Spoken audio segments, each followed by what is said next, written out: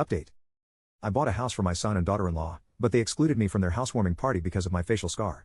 After confronting them and realizing the depth of their disrespect, I gave them 30 days to vacate the house. Despite their pleas and threats, I stood firm and took back control of my life. Part 2. Thanks for the overwhelming response. I didn't expect it to blow up. I mean, who would want to read a sob story of an old woman? It looks like there are a lot of women and men going through similar emotional turmoil. Thanks a ton for making me feel better with your comments. However, there were some people belittling my feelings, saying it was no big deal, it's their house and their choice. Sorry, folks, it's not their house, it's my house. I bought it for them. Let me fill in some more details. I guess I should have added it in my first post, didn't know how much some people like to dig. Also, some people picked on me for using Susan as my daughter-in-law's name. Well, I used a fake name. My son's name is also not Mark. I have the right to protect my identity, don't I? That's why I'm writing on Reddit and not making a social media post. Phew. So, Mark and Susan have been struggling financially for a very long time. Like I said, Mark made some stupid financial decisions that put him in a tough spot.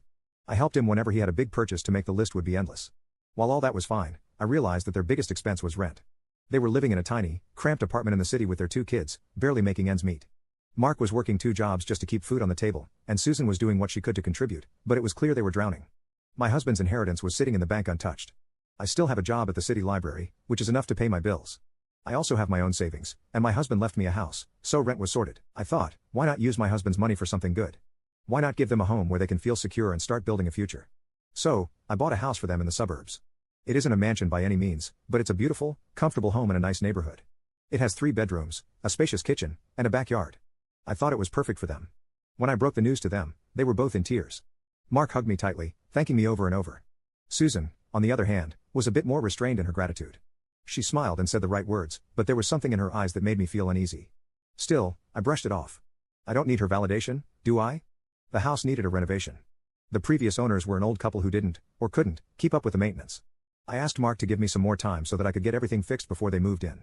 He said they wanted to move in right away and use the rent money to renovate the new house. Fair enough. I gave them the keys. After they moved in, I wanted to visit a few times to see how things were settling in, but each time, Susan had an excuse for why I couldn't come by. Either the house was a mess, the kids were sick, or she was just too tired.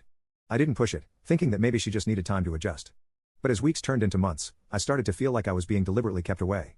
I'd ask Mark about it, but he'd just shrug and say that Susan was stressed with the move and that I should give her some space. Her workplace was a 45-minute drive from the house, and she wasn't used to living so far from the office. Well, there were some perks to living in the city. Heartland, your choice. Mark occasionally sent me a few pictures of the new interiors, not to mention he asked me to cover some of those expenses because, it's too much to bear. However, when I wanted to come over to see it myself, his wife would be caught up with something or the other. Honestly, I wasn't as bothered as I might have sounded because I have a busy life working as a librarian, participating in community service, and traveling all over for various causes. So, most of the family drama I let pass. But then I got the news of the housewarming party, and I couldn't swallow it.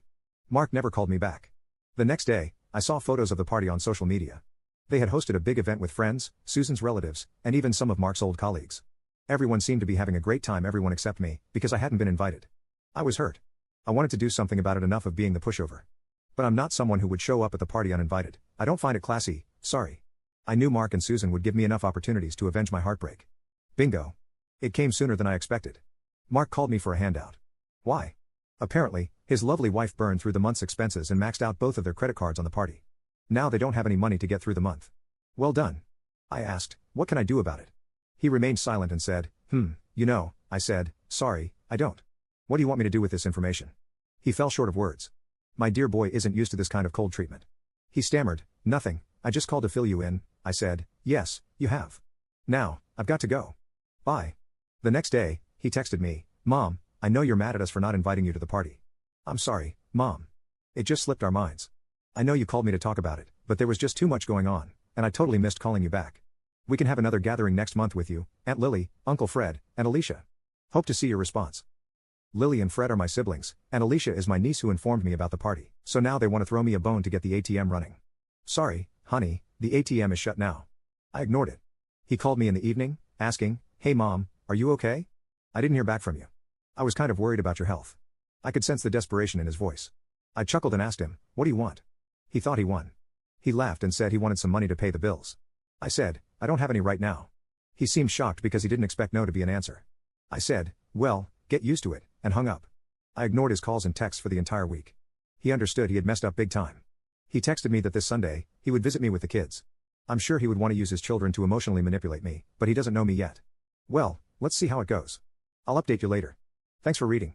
It's not every day you hear about someone buying a house for their son and daughter-in-law, only to be kept away like a leper at a feast. And the cherry on top? The epic showdown of mom, we spent all your money on a party, and now we need more. Nothing says gratitude quite like maxing out credit cards on a bash while your benefactor is left out in the cold. If only they were as good at remembering their manners as they are at remembering to hit you up for cash. Thankfully, you shut the ATM down. I bet they're rethinking their strategy, realizing that the housewarming wasn't just a new beginning for them, but a lesson in how not to manage family. You can click on share and more to see if there is a part 3.